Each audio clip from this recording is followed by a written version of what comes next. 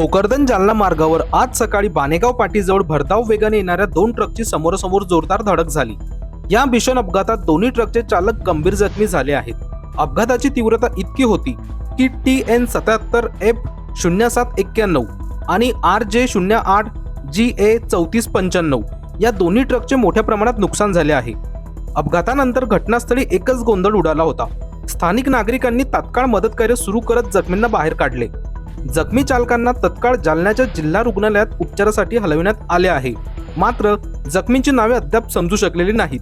दरम्यान या अपघातामुळे भोकरदन जालना मार्गावरील वाहतूक विस्कळीत झाली असून दोन्ही बाजूंनी वाहनांच्या लांबच लांब रांगा लागल्या आहेत। पोलीस घटनास्थळी दाखल झाले होते। जालनामधून विनोद काळे, महाभूमी डिजिटल।